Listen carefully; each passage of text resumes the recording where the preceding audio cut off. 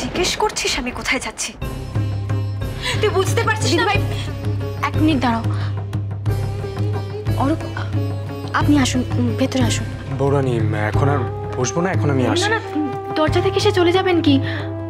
অলিন তুমি বরং একটা কাজ করো, এখানে সবাই বড়রা রয়েছেন, তুমি বরং ওনাকে নিয়ে গিয়ে তোমার ঘরে বসাও।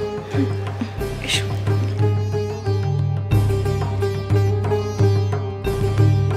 কনক আমার কাছে কিন্তু বেশি সময় নেই। আমাকে 1 সেকেন্ড দাও দিদি ভাই।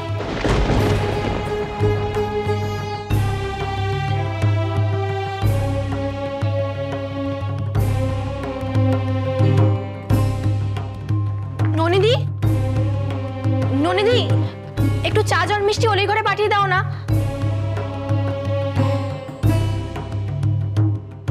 দেখেছো নির্মলা, এই হলো আমাদের বাড়ির বড় বউ। এই বাড়ির রীতি রেওয়াজ, শিক্ষা, সংস্কৃতির আদর্শ উদাহরণ হলো আমাদের বৌরানী। ও দেখিয়ে দিয়েছে এই বাড়ির মান সম্মান কি করে রক্ষা করতে হয়।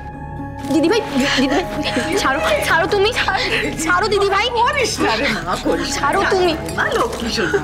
মা, মা তুমি ছাড়ো আমার হাত, তুমি আমার আটকে ওরা দেখছো তো কি বলছে ওরা? ওরে ঝিলমিল ওরকম করিস না, ওরা কি ভাববে একবার বল? ওরা ভাববে যে আমি তোকে উস্কে দিচ্ছি এসব করার জন্য। তুই আমার কথা অন্তত একবার ভাব। না মা, যে বাড়িতে আমাকে কেউ ভালোবাসে না সে বাড়িতে আমি এক মুহূর্ত থাকবো না। না দিদি ভাই। বৌমনি, ভালোবাসাটা তুমি তোমার নিজের দোষে নষ্ট করেছো। দেখো বৌমনি, তুমি ভুল করেছো, ঠিক আছে, এটা আমি স্বীকার করতে বলবো না তোমাকে।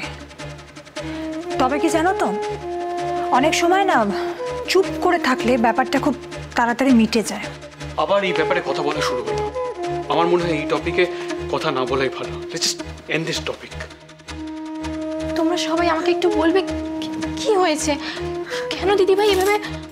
ও তুই বুঝতে পারছিস না কি হয়েছে, অথচ ঘরে ঢোকার সাথে সাথে তুই বুঝতে পেরে গেলি যে বাড়ির মান সম্মান প্রেস্টিজ সবকিছু বাঁচাতে হবে, অথচ এইটা বুঝতে পারছিস না যে আমি কেন বাড়ি ছেড়ে চলে যাচ্ছি। দিদি ভাই আমি সেটা বলিনি দিদি ভাই।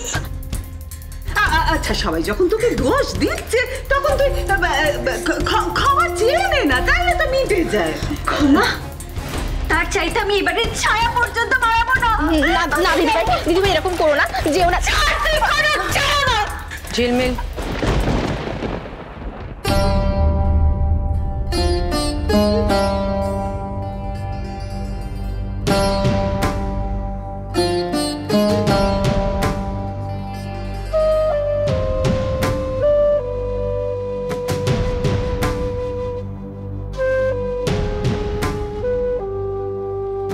অনেক হয়েছে,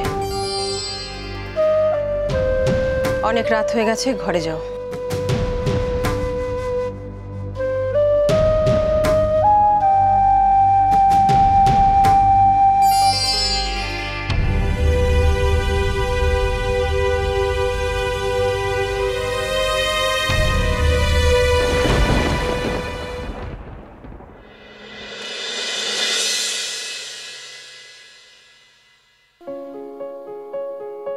হাতটা ছেড়ে দেবো, কিন্তু তার জন্য একটা শর্ত আছে। যে শর্ত? অনেকদিন রিকোয়েস্ট করে কোনো কাজ হয়নি, এবার একেবারে শর্ত। একটা প্রমিস করতে হবে তোমাকে। কি প্রমিস? আমি কে, তোমার সাথে আমার কেন, কি কারণে আলাপ, আমাদের বিয়ে হতে চলেছে, এই সব কিছু একটু সরিয়ে রাখো। আগে আমাকে তোমার একজন ভালো বন্ধু মনে করো। কি হলো, ওভাবে তাকিয়ে আছো যে?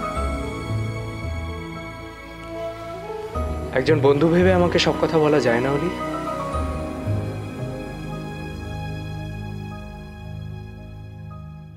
আমি খুব কম বুঝি, তাই হয়তো বড়রা আমাকে ইম্যাচিওর বলে।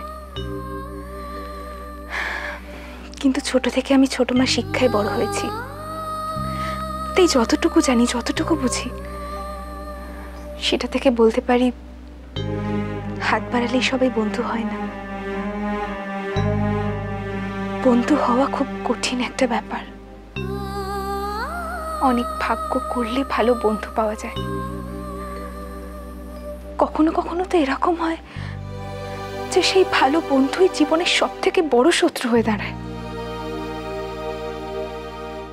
যারা তোমাকে ইম্যাচিওর বলে তাদেরকে এই ধরনের কথা কখনো বলোনি, তাই না?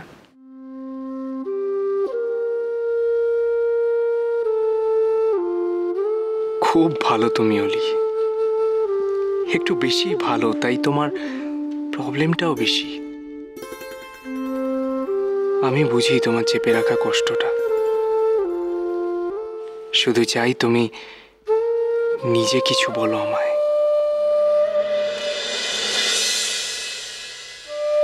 ওকে বলতে চাই আমি সবকিছু, কিন্তু কি বলবো? রাহুলের মতো একটা নোংরা ছেলে যাকে আমি সবটুকু দিয়ে, না না, পারবো না, আমি কোনোদিনও পারবো না আমি রাহুলের কথা অরূপকে বলতে। আমি না বলতে পারবো না রাহুল। বলতে পারবো না মানে? এদিকে আমার টেনশনে অবস্থা খারাপ হয়ে যাচ্ছে, তুই বলছিস বলতে পারবো না? আমি যে ব্যাপারটা দেখলাম সেটা দেখে আমার হাসি থামছে না। নিকি তুই তুই তুই একটুখানি শান্ত হ, হাসিটা কমা, এবার আমাকে বল কি হয়েছে এক্স্যাক্টলি। রাহুল, ওদের কম্বিনেশনটা ব্যাপক। অব্র তো ফানি, ঝিলমিল তো আরো ফানি। কি ঝিলমিল ফানি? এক নম্বরে ধরিবাজ মেয়ে, জিনিস একখানা। কি? ওই জিনিস অত শত আমি বুঝি না, আমি যেটা দেখলাম। নিকি দেখি তুই বলবি কি হয়েছে এক্স্যাক্টলি, বল না প্লিজ। আমি বলছি, আমি পড়ে ফিরছি তো সিঁড়ি দিয়ে নামছিলাম, অব্র সিঁড়ি দিয়ে উঠছিল, ধাক্কা লেগে যায়। তারপর বৃষ্টির জন্য আর কোনো টিচার খুঁজে পাওয়া গেল না ওকে ছাড়া। হ্যাঁ ঝিলমিল, তোমার কি হয়েছে? তুমি কেন অব্র এতক্ষণ ধরে যাকে কোলে ধরেছিলে, যাও না তার কাছে যাও। সামান্য একটা ব্যাপার, বাট ওই সিনটা নিয়ে ঝিলমিল বাড়িতে এমন একটা সিন ক্রিয়েট করে ফেললো না। পুলিশ কি রে? কিছু বোঝার আগে এমন কাণ্ড শুরু করলো, প্রথমে তো আমি ঘাবড়ে গেছিলাম, তারপর দেখি মজাই মজা। আচ্ছা আচ্ছা আচ্ছা, শোন না, বলছি ওই ইন্দিরা চৌধুরী ওখানে ছিল? হ্যাঁ, ইন্দিরা চৌধুরী তো ঝিলমিলকে কেসটা দিলেন, তখন ওর মুখটা যদি একবার দেখতিস। যা হয়েছে তার জন্য আমরা লজ্জিত এবং দুঃখিত। তুমি তোমার জায়গায় একদম ঠিক, কিন্তু বৃষ্টির যে তোমাকে প্রয়োজন, তাই আমি তোমাকে অনুরোধ করব যে তুমি যেমন পড়াচ্ছিলে তেমন পড়াও। প্রচুর দেমাগ মেটার, জানিস তো। আর অব্রকে বিয়ে করে ও নিজেকে কি না কি ভেবে ফেলেছে। তুই দেখিস ওর অহংকার আমি একদিন ঠিক ভাঙবো। আরে অব্র একটা গাধা, ওটাকে যখন তখন তুই টুপি পরাতে পারবি, দরকার যদি অব্রর কোনো ক্ষতি আমি কখনো করব না, আর কাউকে করতেও দেব না। এই হচ্ছে তোদের মতো মেয়েদের সমস্যা, কবে কার কোন ব্যথা সেটাকে এখনো মনে পুষে রেখেছিস। আশ্চর্য একটা। একটা কথা জানিস তো, everything is fair in love and war. জানি, লাভ আর ওয়ার। গড, আমার সঙ্গে তো কোনো কিছুই ফেয়ার হচ্ছে না, তার মধ্যে আজকে একটা এমন সমস্যা হলো, ওটার জন্য আমার টেনশনে না একদম। আবার কি হয়েছে? আরে ঝামেলা হবে বলেই তো কেটে পড়ছিলাম, কোথা থেকে সাত্তকের ওয়াইফ এসে টপকালো। তোকে দেখেছে নাকি? আরে ওটাই তো চাপ। সাত্তকের ওয়াইফ যে আমাকে ক্যাফেটেরিয়াতে দেখেছে, সেটা যদি সাত্তকে কোনোভাবে জানতে পারে, আমি সাত্তকে গিয়ে বিশ্বাস করি না, জানিস তো। সিস এতদিন ছিল, ওকে ঢাল হিসাবে আমি ইউজ করতাম, এখন সে আমেরিকা গিয়ে বসে আছে।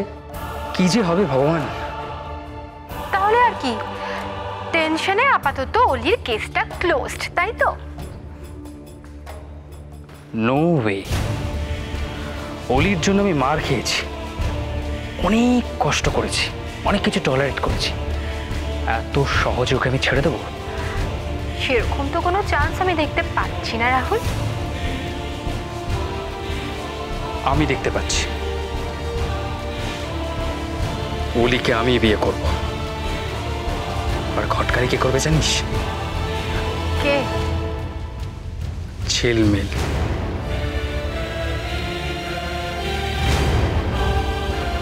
ঝিলমিল? ইয়েস, ঝিলমিল।